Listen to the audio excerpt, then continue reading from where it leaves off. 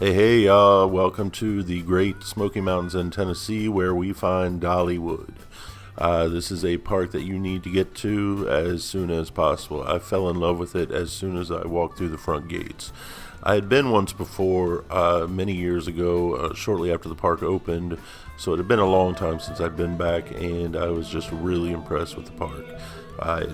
Like I said, became one of my favorites right off the bat.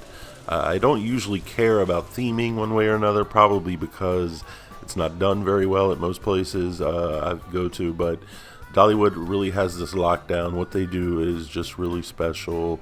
It's nice just to walk around the park and look at everything. And then you've got all the rides, of course. You've got a lot of good coasters. You've got fun rides like Fire Chaser Express and Blazing Fury.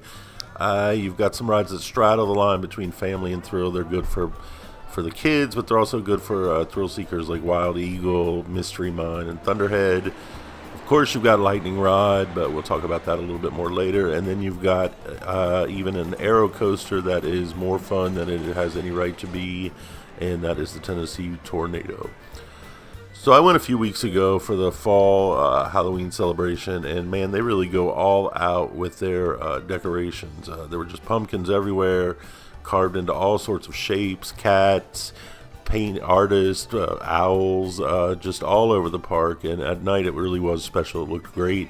And they even had a little sort of a game going on where you were supposed to walk around and spot four special pumpkins in front of rides. So it was just nice to really take a stroll around the park at nighttime.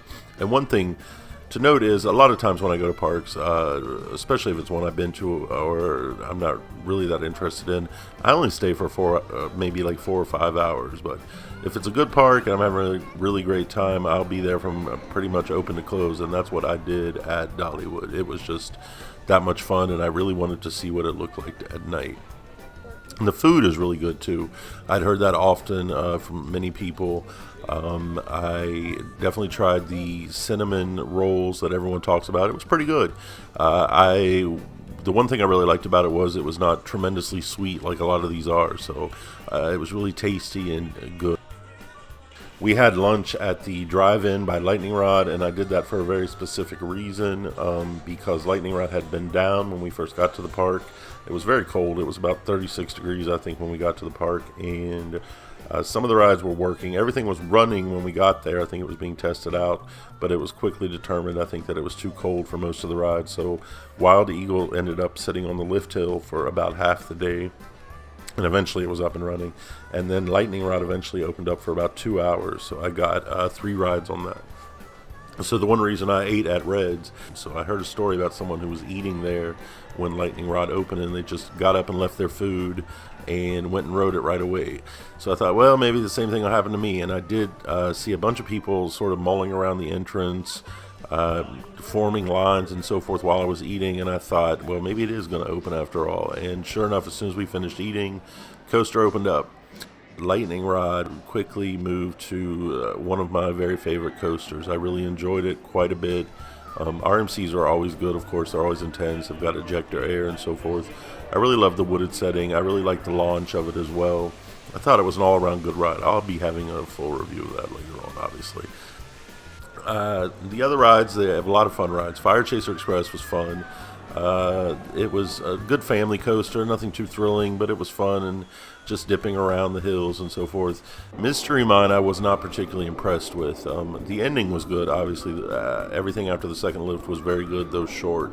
But the beginning itself I was just not too impressed with. Thunderhead I thought was a pretty good ride. GCIs, anyone who's been watching for a while knows that GCIs aren't particularly my favorite manufacturer of coasters, but I think that Thunderhead was one of their better ones. Wild Eagle is probably the weakest of the wing coaster, B&M wing coasters that I've ridden. I enjoyed it. It was fun, but it wasn't anything special. The layout was kind of uninspired, I thought, and it ends very quickly.